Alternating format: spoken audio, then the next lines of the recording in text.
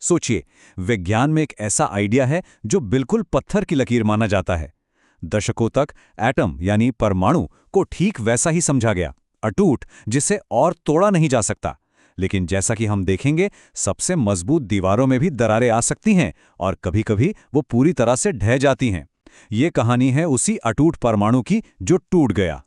19वीं सदी की शुरुआत में वैज्ञानिकों के लिए यह सिर्फ एक ख्याल नहीं था, बल्कि एक बहुत ही सॉलिड जवाब था। हर चीज, चाहे कितनी भी पेचीदा क्यों ना हो, इन्हीं बुनियादी, कभी ना टूटने वाले कणों से बनी थी। ये कुदरत के बिखराव में एक तरतीब लाने जैसा था। और इस आइडिया को एक क्रांतिकारी थ्योरी में बदलने का काम किया जॉन डाल्टन ने। उन्होंने हमें सिर्फ एक विचार नहीं दिया, बल्कि परमाणु को देखने और समझने का एक बिल्कुल नया तरीका दे दिया। तो 1808 में डाल्टन ने अपनी थ्योरी दुनिया के सामने रखी और इसने सब कुछ बदल दिया। पर देखिए, साइंस में कभी भी कोई फाइनल जवाब नहीं होता है।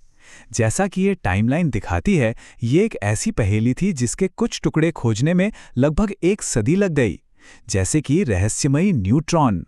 तो डाल्टन की दुनिया में एटम कैसा था?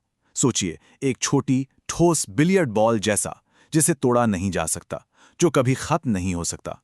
यह हर चीज का आखिरी आधार था।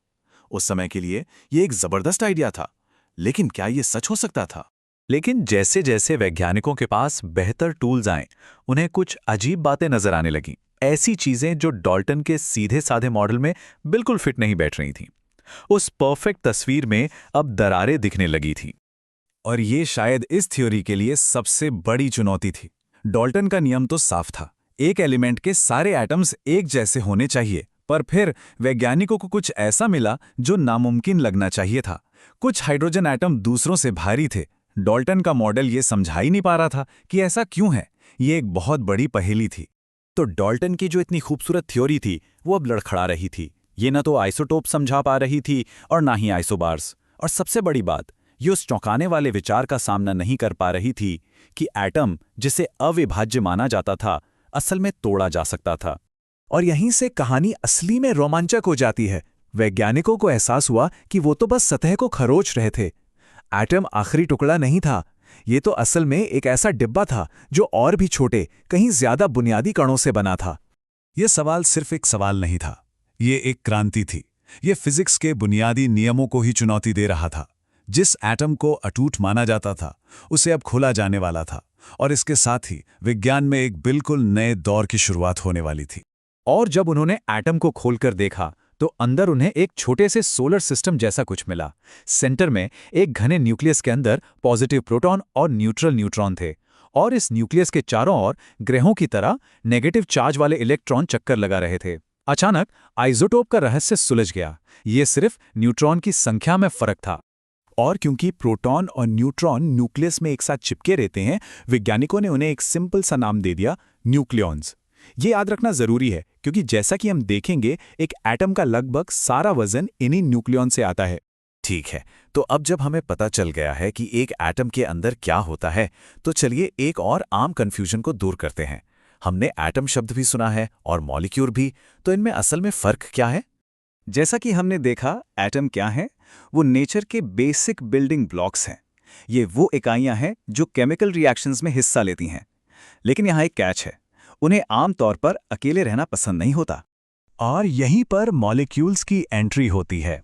एक मॉलिक्यूल तब बनता है जब एटम्स आपस में जुड़ जाते हैं और वो आज़ादी से रह सकते हैं। पानी की एक बूंद के बारे में सोचिए। उस बूंद में सबसे छोटा कण जो अब भी पानी है, वो एक मॉलिक्यूल है, H2O। और मॉलिक्यूल्स भी ना दो मेन तरह के होते हैं। अगर वो एक ही तरह के एटम से बनी टीम है, जैसे दो ऑक्सीजन एटम मिलकर ऑक्सीजन गैस O2 बनाते हैं, तो ये एक एलिमेंट का मॉलिक्यूल है। लेकिन अगर वो अलग अलग तरह के एटम्स का मिक्सचर है, जैसे दो हाइड्रोजन और एक ऑक्सीजन मिलकर पानी H2O बनाते हैं, तो ये एक कंपाउंड का मॉलिक्यूल है। तो अब जब हम एटम का स्ट्रक्चर जानते हैं, सवाल ये उठता है कि हम अलग अलग एटम्स को पहचानते कैसे हैं और उनका वजन कैसे करते हैं। हेनरी मोज़ले नाम के एक ब्रिलियंट साइंटिस्ट ने यह महसूस किया कि किसी भी एलिमेंट की असली पहचान उसके न्यूट्रॉन या इलेक्ट्रॉन नहीं, बल्कि उसके प्रोटॉन की संख्या होती है। ये नंबर कभी नहीं बदलता। ये किसी एलिमेंट का परमानेंट यूनिक फिंगरप्रिंट है। मिसाल के तौर पर सोडियम को लेते हैं। इसके न्यूक्लियस में हमेशा हमेशा 11 प्रोटॉन होते हैं, इसीलिए इसका एटॉमिक नंबर 11 है और यही चीज इसे सोडियम बनाती है। ठीक है, तो वो तो हो गई इसकी पहचान। अब इसके वजन का क्या? इसके लिए हम बस न्यूक्लियस में मौजूद भारी पार्टिकल्स को गिनते हैं, यानी प्रोटॉन और न्यूट्रॉन, जिन्हें हम न्यूक्लियॉन्स कहते हैं। हम इलेक्ट्रॉन्स को नजरअंदाज कर देते हैं क्योंकि वो इतने हल्के होते हैं जैसे हाथी पर एक मक्खी। वो असल में कुल वजन में कुछ खास जोड़ते नहीं हैं।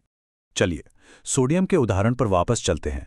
इसमें 11 प्रोटॉन और 12 न्यूट्रॉन होते हैं, तो 11 + 12, इसका एटॉमिक मास हो गया 23। बस इतना सिंपल है। लेकिन किलोग्राम या पाउंड में एटम की बात करना थोड़ा अजीब है। नंबर बहुत ही छोटे होते हैं।